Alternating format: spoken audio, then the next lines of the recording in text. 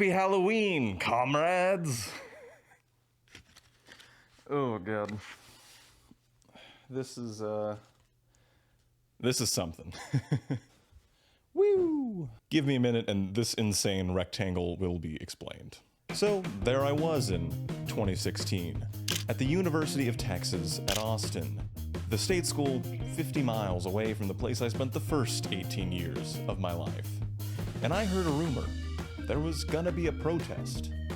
Like a real one. Being a country bumpkin, I had heard about them in history textbooks or on the TV, but I'd never had a chance to experience them in real life. So I went, with detached curiosity.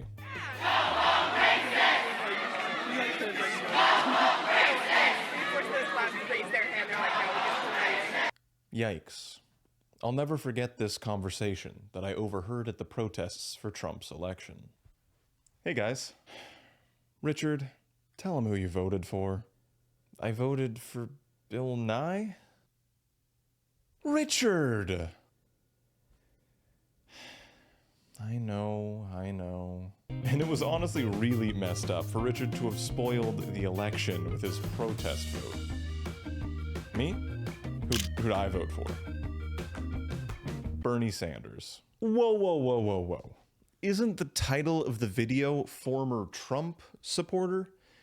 Didn't I walk out in a MAGA hat? What is this clickbait nonsense? No, I didn't vote for Trump and I wouldn't have considered myself a Trump supporter at the time.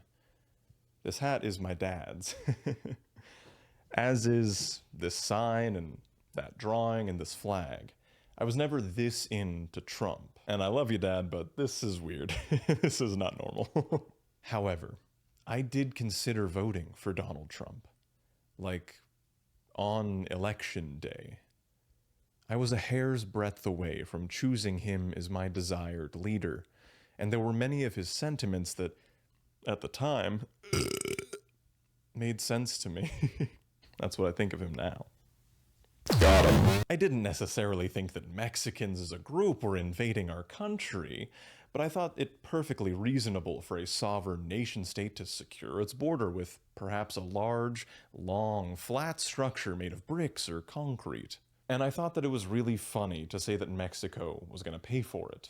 The president should be decided by who's the funniest, after all. Fueled by a Sam Harris, New Atheism-style Islamophobia, I thought that Islam was a particularly nasty religion that I wouldn't want practiced near me.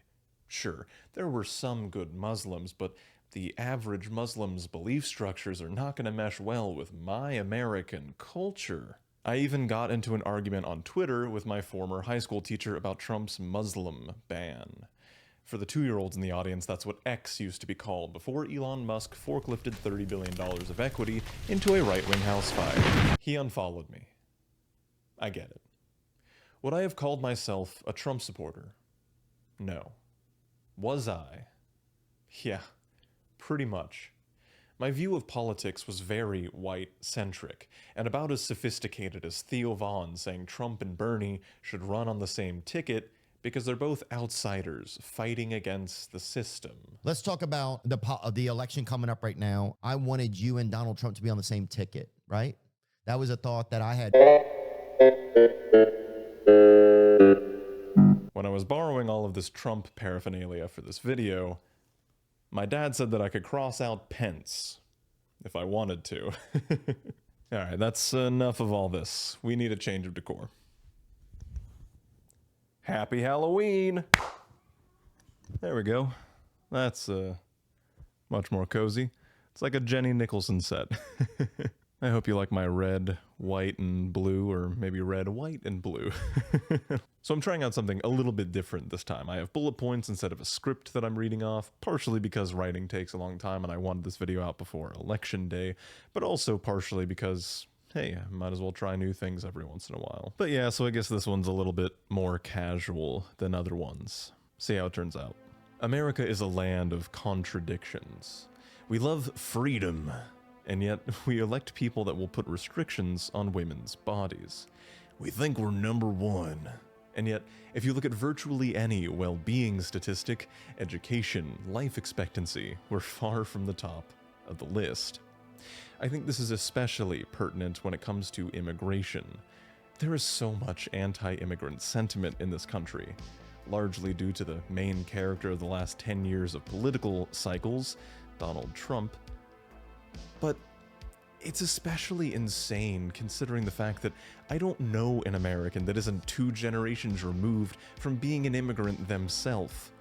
My grandfather came here from Italy, and yet I was very easily subdued into this white nativist sentiment of this is my land, it always has been, and it always should be. And that's just insane. If you were around in 2016, you know that Trump outperformed the expectation of pollsters. There was sort of an election anomaly. One theory for this is that Obama to Trump voters were a little too ashamed to admit that they were voting for Trump, and so there was a weight towards Hillary Clinton that otherwise wouldn't have been there. I was essentially one of these Obama to Trump voters. I was too young to vote for Obama, but I thought that he was an amazing symbol of hope for our current generation. I cried when he legalized gay marriage. Looking back on his politics, there's a whole lot that I disagree with. He was drone striker general after all. But I think this shame is pretty informative in a lot of ways. I think people at a base understand that people are people. Immigrants from a different place aren't too different from us. It definitely takes a whole lot of propaganda to get someone to believe that Haitians are eating dogs. But I think there's sort of an inherent training within American culture that we undergo. There's this category evil, and we learn to put this thing racism into it. It's our blemish from the past, but our present is quite hunky-dory.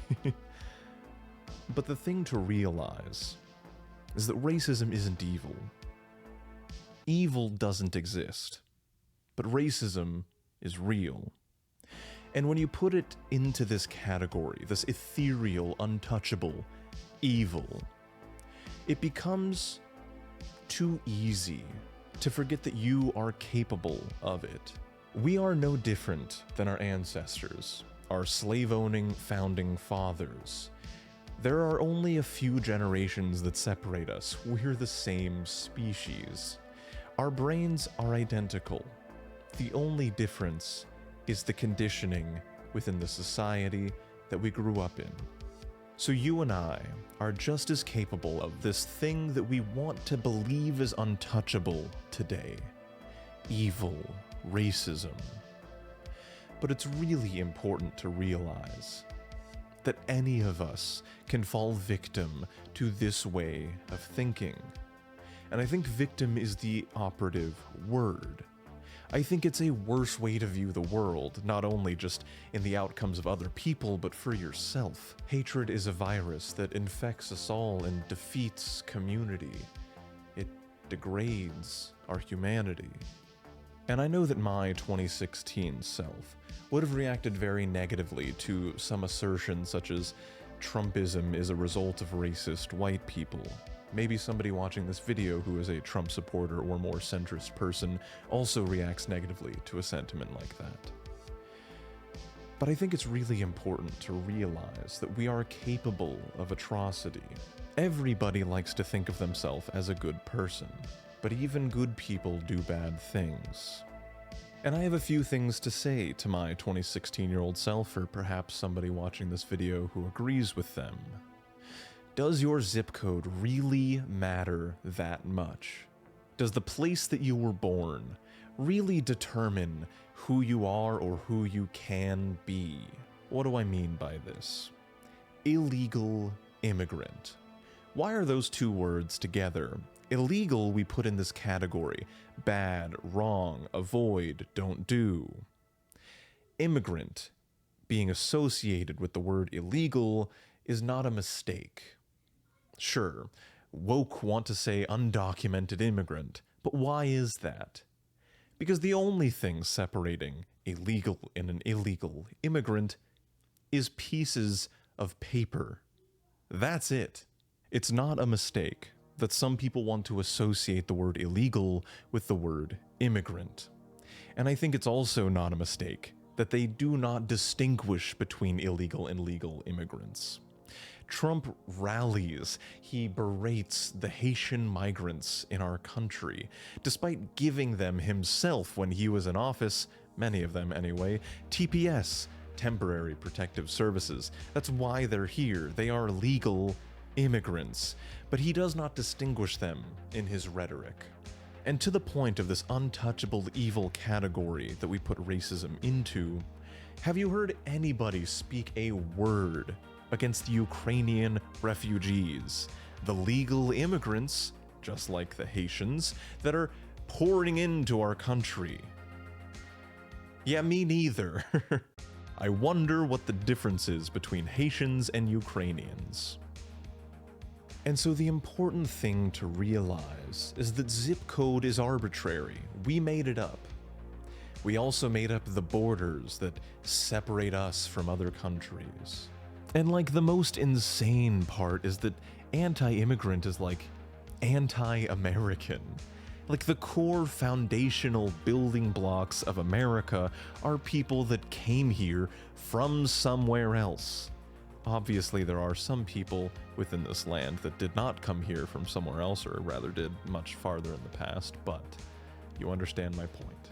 And I think this matters so much for a multitude of reasons, but the biggest one is just because we're all human, right? At the end of the day, we all deserve dignity and respect. And the category of illegal immigrant allows capitalistic corporate structures to exploit them for labor. I made a video a while back about veganism, and I thought about putting in a few arguments of humanitarian reasons to go vegan. For example, the workers in factory farms. Almost all of them are illegal immigrants. Find a cushy goody two-shoes, jalapeno popper chilies attending American. Good luck putting them into the death and decay of a factory farm. You have to find somebody desperate enough to better their life, to want a better future, but have limited options, to take on that kind of horrific work. The big secret in the whole right-wing uproar about immigration is that they don't actually want them gone. They just want you distracted and thinking about them as the problem. They're the ones taking your jobs. They're the reasons you have poor working conditions. When ultimately, they are being exploited for their labor even harder than we are because they're allowed to be because they're illegal. You can put them into factory farms where they hear the screams of 1,000 pigs a day. You can put them into the blaring sunlight and pay them $5 a day to pick your fruit. You can exploit them however you want. It's a capitalist wet dream. Because at the end of the day, capitalism desires and wants and needs the exploitative labor. The whole point of that is, if there is some effect of the immigrants taking your job and making it less valuable because of their cheap labor, that's not their fault. They just want a better life, right? That is the fault of the country that does not have a genuine, valid, possible path to citizenship, right? Ultimately, the cure for that problem is to document these people, to give them a pathway to have the same guarantees, the same rights, the same amenities that you do, so we can lift the floor. The problem isn't deleting the floor, removing it, getting it out of here. It's lifting it up so that we're all on the same human playing field. And the big ruse of it all is that that's how they want to distract you. They want you to blame somebody else and not the corporate oligarchy. But anyway, that's a whole separate video. And for another example of this untouchable category of evil, racism, is the racist dog whistle of DEI. Let me substantiate that claim. So DEI, diversity, equity, and inclusion. It sounds innocuous. It's a very common right-wing talking point that Kamala Harris is a DEI pick. And at some level, sure, she is. Joe Biden literally said, "And I commit that I will, in fact, pick a woman to be vice president." But I think it's really important to realize when these terms are used and in what context. Because at some level, was she a pick for diversity, equity, inclusion? Sure. But why do they say that about her? So here's the thing. Tim Walz is a DEI pick. He was picked for the purpose of diversity, equity, and inclusion of white dudes. Have you ever seen a successful presidential ticket without a white dude on it? No, and that's part of the reason he was picked. But the context is important. Right-wing people don't ever say that Tim Walz was a DEI pick. They say that about Kamala Harris. If you look at these two people, I think you can see some differences, and you maybe will understand why it is used in one context and not the other. And the migrant crime thing is just insane. Like, the fact that no politician is honest about this is like crazy. You can look up these statistics that the US government provides. I'll give you a guess. How many people do you think that illegal immigrants have murdered this year? I'll give you a moment. 26 when I looked it up 3 weeks ago, so maybe it's 32 now. Number will be on screen. Here's a graph from the NIJ, the National Institute of Justice, for my home state of Texas. The arrest rate per 100,000 people, and guess what? Undocumented immigrants are the least likely to be arrested. This also is true of violent crime. And really, it makes sense if you think about it. They don't want to call attention to themselves because they have a risk of deportation. But anyway. And yet the numbers that Trump is saying, I don't know what it was last time, 10,000, a million? He says whatever he wants. And the insane thing is that the Democrats are capitulating to this insane right-wing racist framing.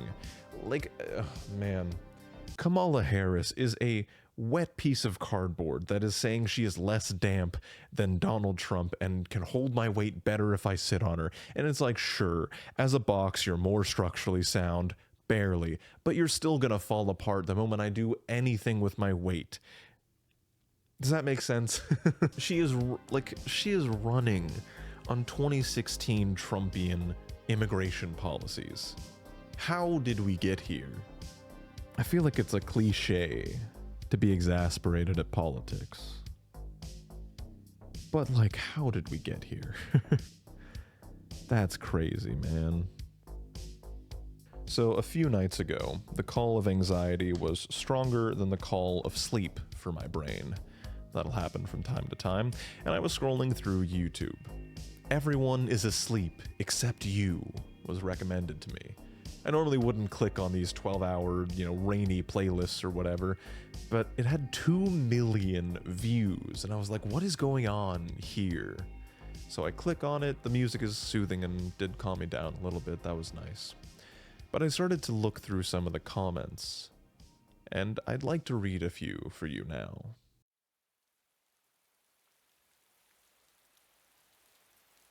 I have stage 4 cancer. I just want to fall asleep and never wake up. My chance of survival is low, and I'm scared. I'm scared of what will happen to my sister. Scared that one day I won't wake up and I'll never see her beautiful eyes again. I want to fall asleep to never wake up so the pain can end, but I also want to live, to travel, to hug the people I love. Probably no one will read this, but I just needed to get it off my chest. If someone does, please know that I believe in you. I know you can do it. You are stronger than you think. I know the pain is a lot, but give yourself a reason to live every day, even if it's just feeling the rain one more time. You are given a choice. Please choose to not give up. My cat died last night. He was a good cat, 11 years old. I remember cuddling with him in cold, rainy nights. It hurts, but I know he's waiting in the world beyond. He had a good, spoiled life. I miss you, Kinder, my baby boy. I've been drinking myself to sleep every night for weeks. Tonight it didn't work and I found this video. After reading all of these stories and seeing the humanity that is left in the world, it inspired me to dump my remaining alcohol down the drain. It's time to start fresh. Thank you all for the new start. Edit. Thank you all for the kind words and advice. I'm happy to say that I have not had a drop of alcohol since I posted this a month ago. Keep being great. Thank you. It feels so strange how everyone in a YouTube comment section is peaceful and actually accepting here. There's still hope in humanity, and it's proven. Thank you to whoever was reading this, and remember, you're loved, you matter. Have a good day, night, or afternoon. I genuinely cried while typing this out. To the stage 4 cancer guy, I'm going to pull myself out of depression and find myself a job tomorrow. I'm going to change my life for the better because of you. Thank you for your words. Even just to feel the rain one more time. I will never see the rain as bad again. This feels like a secret checkpoint you reach only if you've procrastinated your sleep and it's now 3 a.m. Good on the devs for considering this portion of players. This one's a bit long, but it's good. I work in oncology and hematology nursing. I was working a night shift a few months ago, and I walked into a patient's room and she was just sat in her chair looking out the window. No rain, no wind, just barely the light shone through and onto the street outside. I stood at the door for a moment and she didn't turn around. Her prognosis was poor and the doctors had just done imaging the day before to confirm it. They had the conversation with her and her husband, of course, so I just stood there for a moment. After a few seconds I said, "What are you up to over there?" As I found often, the least offensive way to broach someone in the recesses of their thoughts is with a very light attempt at humor. She turned to me with her reddened eyes and just held contact for a moment, as if she was wondering what to say. She said, "I grew up on a farm as a child. I never had the opportunity to look out my window and see all these buildings like I've done this morning. It's nice to watch the world wake up, for once. And so I asked if I could just sit and watch with her. She said yes, and so there we sat, watching the world wake up. We didn't share a word after that initial contact. I left her that morning after saying goodbye, knowing that I would never see her again. I was glad that I got the opportunity to meet her, and that I was a better man for her presence in my life. I drove home in silence, as if also in reverence for a life not over yet. Pulled into my driveway, got out, had a shower, waited for my life to leave the house, and sobbed into my pillow. I often still think of her, and she reminds me to enjoy life. As challenging as it may be sometimes, as short a time as I knew her, I miss her. I'm writing this comment after reading the comments for 10 minutes, knowing that she is surely dead at this point. I suppose my message is to cherish people while you have them. You never know how long. It's daytime right now. And reading the comments still make me a little emotional, but it definitely doesn't have the same weight that being alone and awake at 3 a.m. reading them has. Yeah, it's corny. But there's nothing wrong with that. And yeah, it's cliche. But there's nothing wrong with that. We're all human. We're all just looking to get along. We all just want acceptance. We all just want love. We all just want dignity and shelter and a place to call home. We all just want the best for ourselves and our family and our friends and hopefully our neighbors. Immigrants are people too. Sounds so obvious. And I think everyone would agree if you say it, but some of us are caught up in a little too much turmoil, a little too much political propaganda to remember. I think this is the story of our lifetime.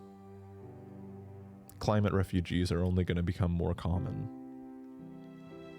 And I think if we don't fix this now, I think if we don't take hold of this narrative, if we don't remember that everyone is a human despite the zip code they were born into, things will only get more worse, more fascist, if you want to use some politically charged language. I know it's not too late, but there will be a point where it is too late, and it's important that we start now.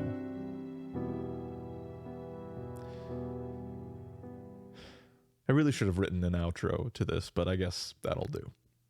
Thank you so much for watching. Please consider interacting with the video to boost the algorithm, or consider supporting me financially on Patreon, just like these lovely people do. You can also join for free for updates on future projects. Remember, You are capable and worthy of love. Share that with those around you. And good luck out there.